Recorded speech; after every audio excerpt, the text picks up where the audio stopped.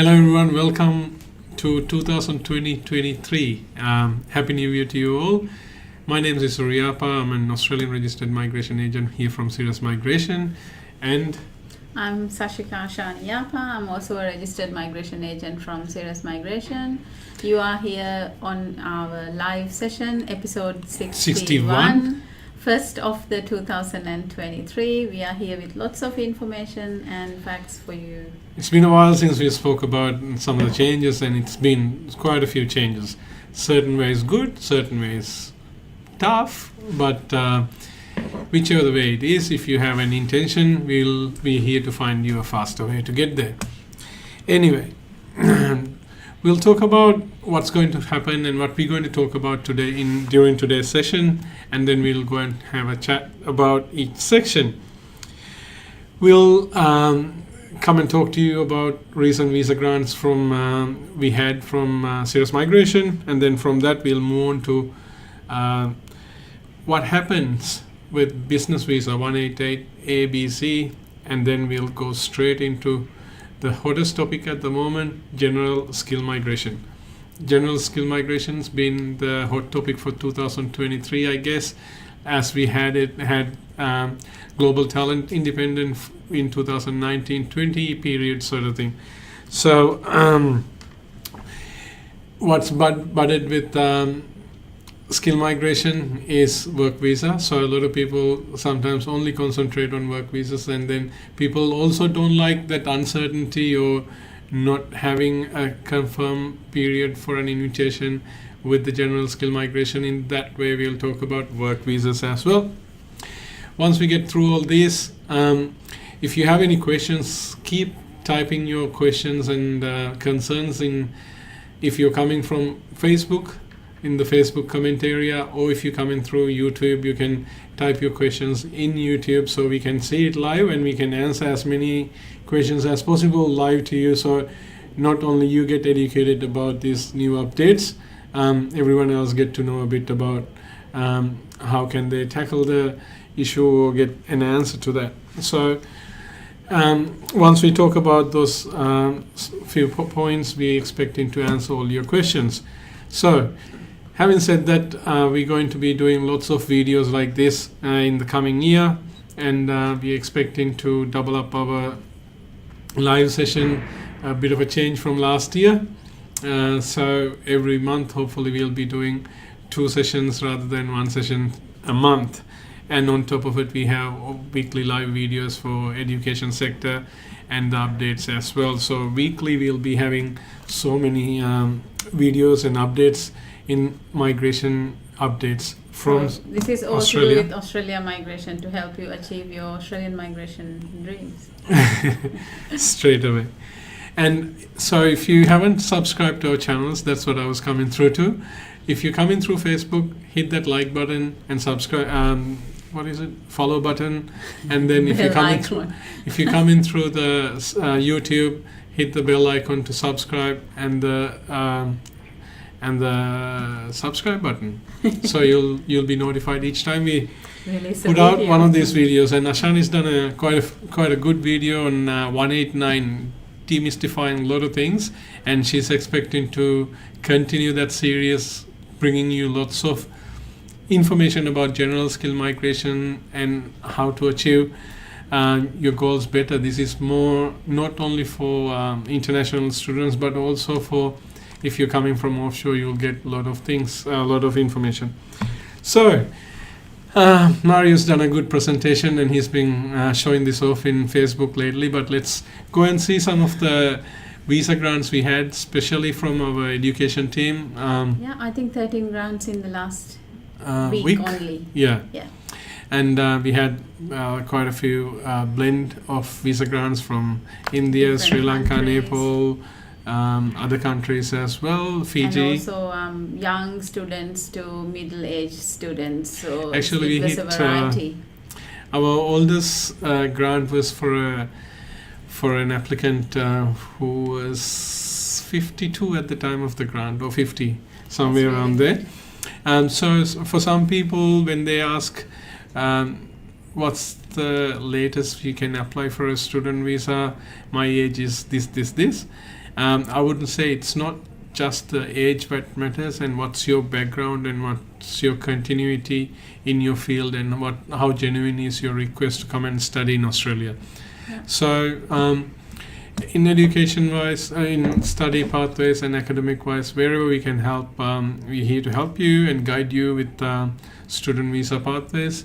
We have a dedicated team of experts in education who can help you with getting an offer letter, or even before that, helping you find the right course, right institute, until getting your visa to come and settle. They're more than happy to help. Such a dedicated team of professionals there. So hats off to our education team again. This is another great achievement for one of our clients lately. We had a client who's had the visa refused offshore in 2019, and this gentleman's got the visa approved last week as well. And then we had a good story for a humanitarian visa. We got the visa grant for the whole family, refugee visa. 6 applicants, right? Yeah. So that's another good achievement. Happy family, and they're reunited, and right now helping them with getting their IMI cards and health checks so they can come and settle in Australia. So I look forward to meeting up with them very soon. That's an offshore humanitarian visa. Yeah. Next visa grant. The 491. That's a fancy invitation from Marius. Marius got quite different graphics coming up every now and then. So you want to talk a little bit about the Sure. So 491, I think she just got her 485 granted as well. So, but we didn't wait. She was ready, so we applied for the 491. I think she got the ROI approved within a month or so. So this is ROI. We're talking about ROIs, and ROIs based in Victoria. Victoria, that's right. Regional Victoria 491. Yeah. What's the occupation? Registered nurse. Registered nurse. And yeah. So let's have a quick chat about 188 visas, the business visas. I want to get that out of the way. A lot of people panicking at the moment. We had quite a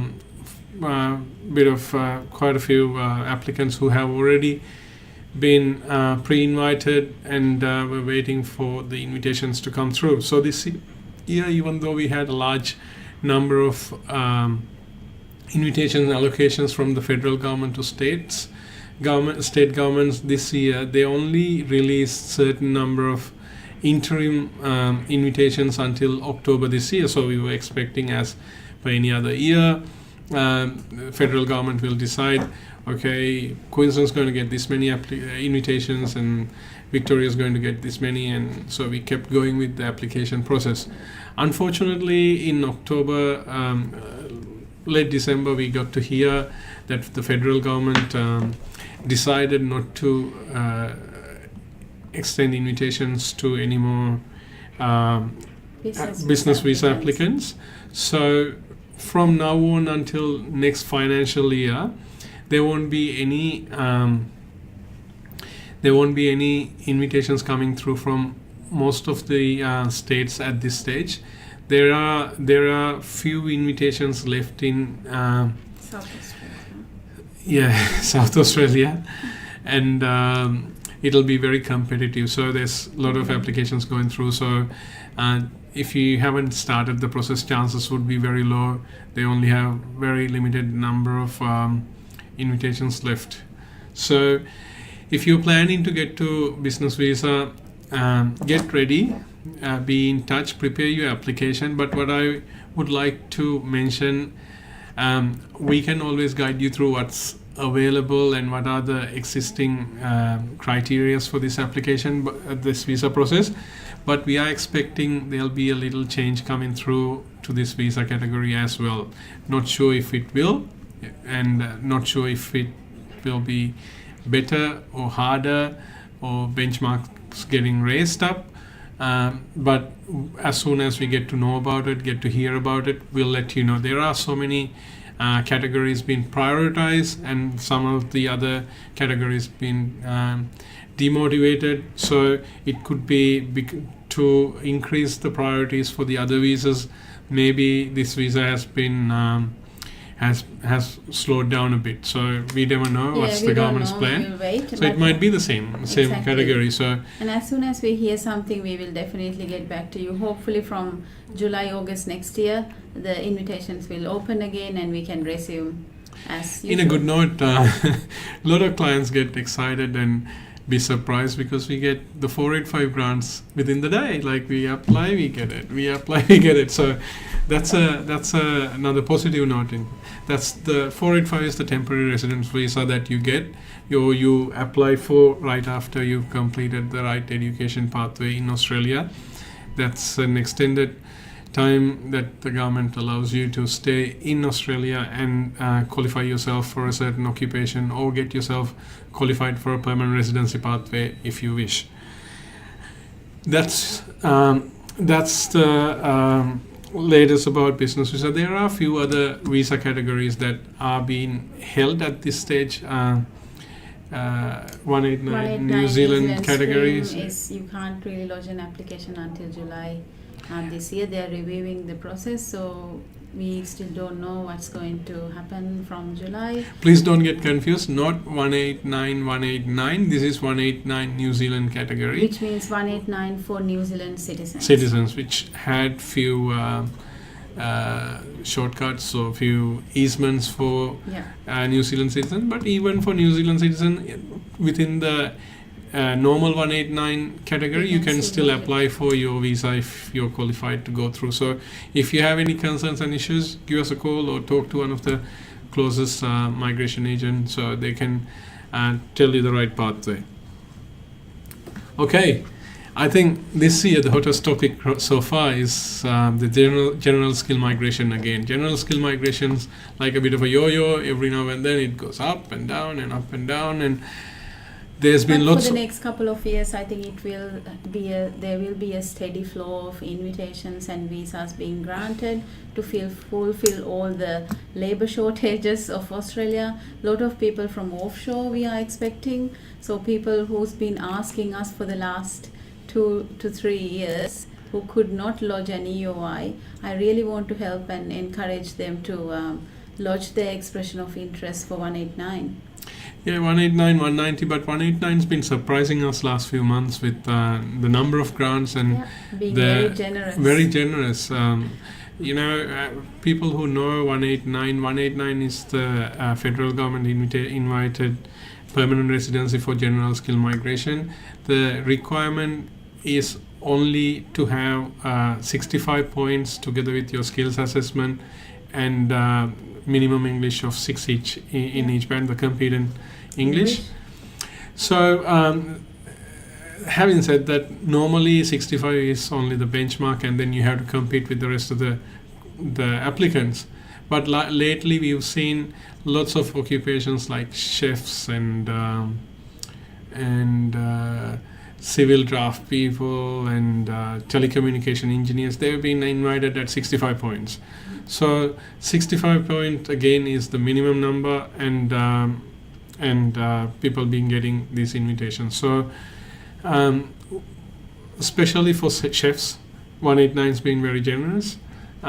So general skill migration, if you have any plans, I think it's never been a better time to apply for this visa than now. And so, you have to make sure you have an occupation in medium to long term list. Absolutely. And because 189 is only available to people with an occupation in medium to long term list. And you need to have a positive skills assessment and compete in English. You don't need to have occupation or the state points or any of that. As long as you meet this minimum 65 points, that's the beauty of it. You are eligible to lodge an EOI. So many ways to get your 65 points, and Exactly. Whether you're offshore or onshore, whether you're in a student visa or a work visa, you might still be eligible to go through this. So That's right. Be in touch if you wish, and then we can do a proper assessment. Normally we would like you to book an appointment 101, and normally if you were to talk to us, our process is one of our friendly staff or friendly team members will take your details and they will pre-qualify you, or they will get you to fill up certain questionnaires and give us certain information, so we can give you a proper advice by the time you get to our appointment with you, and we'll be doing prior examination and prior investigation So we about kind your of visa. pre-qualify you before we offer you an initial consultation. So when we come to the consultation, we know about your scenario and we can give you a solid solution, if you put it that way. Correct. Yeah. And this financial year, lot of states, they've been closed for offshore applicants. They have also opened up 190 and 491 programs as well. What's the difference with 190 and 491? When you apply for the visa, the state government will offer you extra 5 points, and also you do not necessarily have to be in medium to long term list. You can go beyond that to short term skill occupation list, and when you go into 491, you can go all the way to the regional occupation list. Mm-hmm. So if the occupation is not in as much migration demand as certain highly demanded migration occupations, you can go down that line as well. Yeah. And especially 491, there are few categories with 491. 491 gives you extra 15 points for your bottom line. So if you get 50, then you can get qualified at 65 points. On top of it, when you talk about different categories, you have family sponsored, where you have recent relatives living in certain regional areas to that. And all through the state governments, you can go through some state governments are very good with small business owners. Some people love that category because you have some certainty and flexibility with your program. So Queensland is one of the best states in my opinion when it comes to 491 small business owner categories. But again, all the states still gives you 491 regional visas options as well. You get 15 points on top of your other points. 491 doesn't give you a permanent residency directly. It gives you a 5-year visa, gives you Medicare facilities. All you have to do is you and your family has to live and work in a regional area. And after 3 years, you can apply for 191 to get your permanent residency. So it's not a bad option either if you genuinely intend to live and work in regional area. Regional area is highly competitive and relaxed, as well as they give you this salary competitiveness as well. Like most of the regional areas offer higher salary packages than metropolitan area in our experience with some of our clients. So also talking about general skill migration, Ashani's done a really good video today, so it'll be coming up in coming weeks, and then she'll be sending you more information through other videos, discussing further information about minor parts of this program. That's 189. Some people 189, 190, 491. General skill migration. Anything else you want to add? No. Keep an eye on for that video. I tried to go deep into just giving you all the information you need to start your expression of interest for skilled migration, especially for subclass 189, because this year I think with Sirus Migration as well, we are going to be focusing a lot on helping people get skilled migration through 189, 190, 491. That would be the way to go. So keep an eye. We will be releasing a lot of videos as well with that. So start pushing your questions through, and also while you're in it, we also want to express that 189, 190, 491 aren't always the only category you've got left. If you have issues with getting your IELTS or the English marks to compete, and or you're someone who doesn't want to go through the skill assessment process too much time, or if you have issues, if you don't want to just or if you're live too in the busy limbo, working and you already have a job and your employer really likes you, then you can consider your work visa categories as well. Work visa gives you a lot of flexibility, and it also shows that you are a competent person in that occupation who's already been working. So depending on your work experience, there's no state approvals or anything like that. All you have to do show is your work experience, your academic qualification, or sufficient work experience to fulfill that academic qualification, and very low English requirement as well. So most of the visas only require vocational English, like most of the trade categories, and even blue collar jobs as well, and white collar jobs as well. So certain occupations do require higher English, like medical related occupations such as doctors, nurses, community workers, teachers, accountants, etc. So there are lots of pathways depending on your background. It is good to talk about the area and criteria before we go into the actual information. Just to be in touch with what other visas are, if there's any major variations to other visas, not that I can come up with. Partner visas, they're actually much faster than it used to be. Yeah, it used to be 6 months. Now I can feel that it's taking a little longer, closer to 8 to 9 months. So that happens. It's a circle. It gets faster, and then there's going to be a backlog, and then it's going to be long, and then it's faster again. So and then the resources as well. Yes. I mean, the resources has been the resources allocation's been higher for certain visa categories to what we see. So sometimes they push certain visa categories faster at a time, and then the other times the other visa categories comes faster. Yeah, so I've been dealing a lot with parents' visas as well. There are many parents in Australia. So parents of Australian permanent residents or citizens have different visa options to either permanently stay here or temporarily stay here. There are many categories, so right. People get discouraged. Oh, I have to pay so much money, or what do I do with this?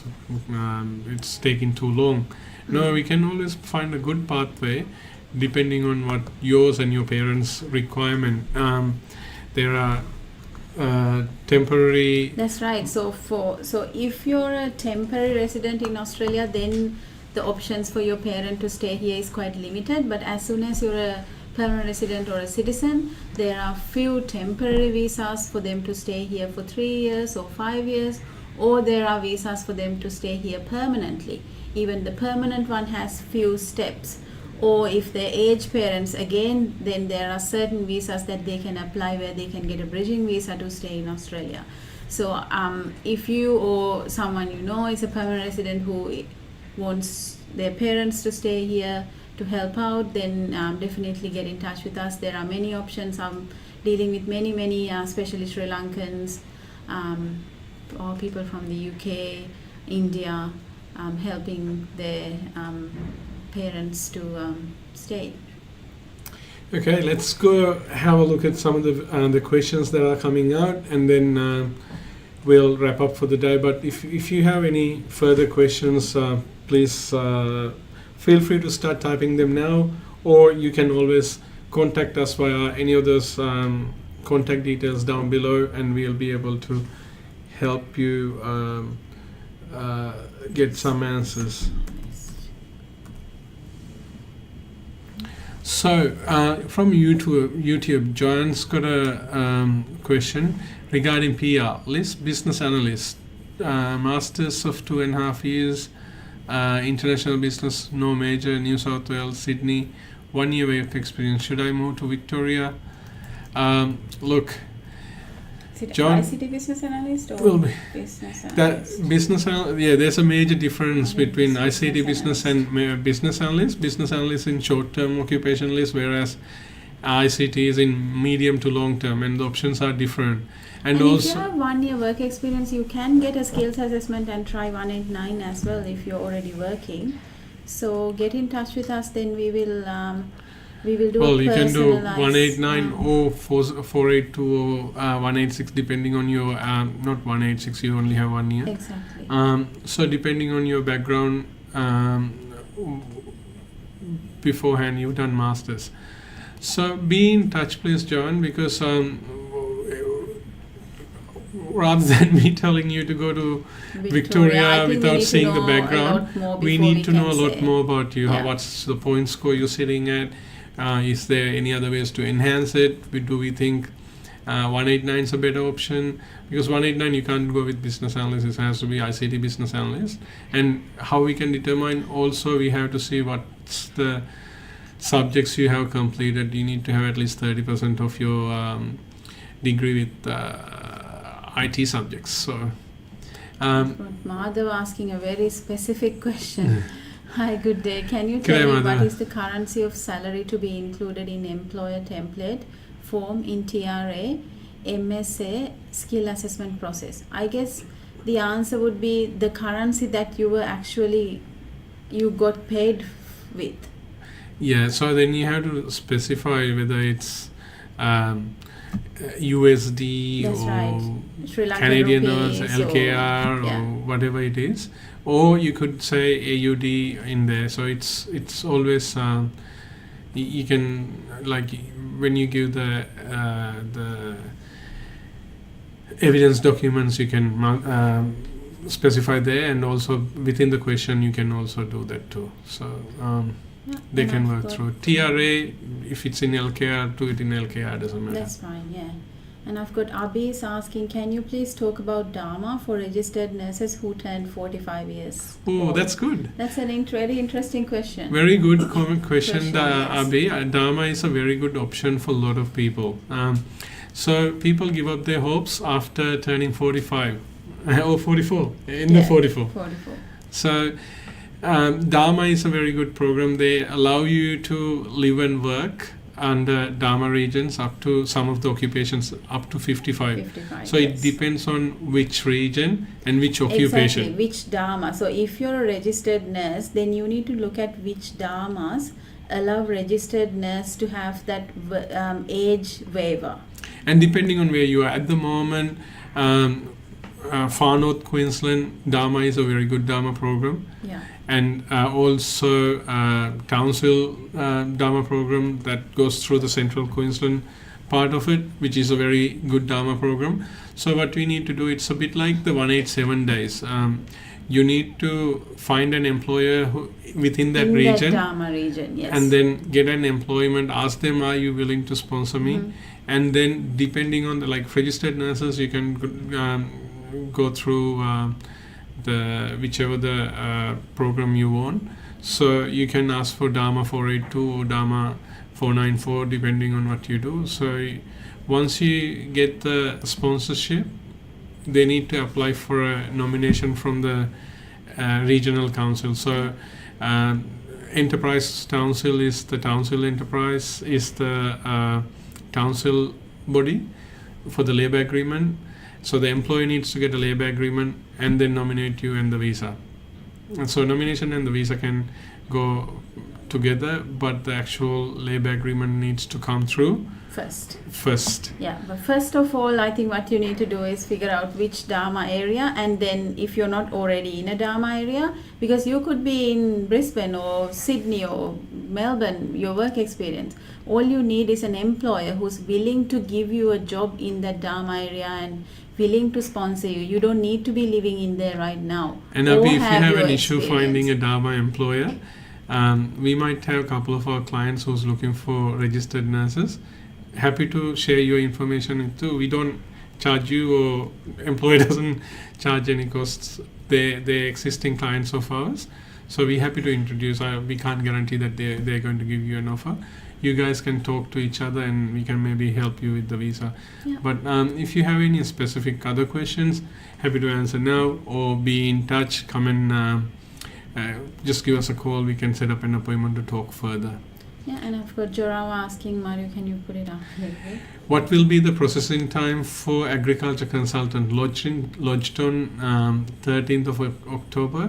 189 invitation on 6th. So I'm not sure whether you received the invitation or you asking the processing time for the 189 invitation, I think. Okay, they got the invitation on the 6th and lodged the visa on the 13th of October. It can be 9 to 12 months. Actually, the processing time is pretty quick now for 189 as well. So we are looking at about 6 months. What's the occupation? Agriculture. So they received the invitation 189. Onshore or offshore? Because offshore, they are giving bit of a priority to offshore applicants. We've been told that. So if you're offshore, your visa could be processed quicker. But I am thinking maybe within the 6 months. Yeah, within the 6 months, hopefully you will get it. Make sure to do your health examination, do your police clearances. So it's a decision-ready application. So that way the process will be quicker. The department doesn't have to come back to you asking for this and that. That will make the process faster. You're welcome, Madhava. Hopefully what information we gave helped. If not, get in touch with us. More than happy to help you. Thank you. So having said that, it's been a while now. We'll wrap up for the day. If there's any other questions, please feel free to be in touch. Mario 6173366. So you Mario's can contact us on 0733618177 if you're in Australia. 617. Or if you're outside, it's +61 Is the 733618177. So +61 is the Australian country code. Or you can email us admin@sirus.com.au. As you know, subscribe to our YouTube channel. Keep an eye on our latest videos to help you with lots of tips. And like us on our Facebook. And subscribe to our channel. Yes. But more importantly, if you have a question, don't hesitate. Ask a question. Just get in touch with us. And we'll try to get responses to you as soon as possible. Yeah. So I think that's it for today. Thanks very much for joining us. Have a nice day, a nice week, and we'll be in touch. Happy New Year. Very soon, actually. We are going off next week for 3 weeks, and then from that, every second week you'll see us. All right. Take care, guys. Thank you very much. Bye-bye.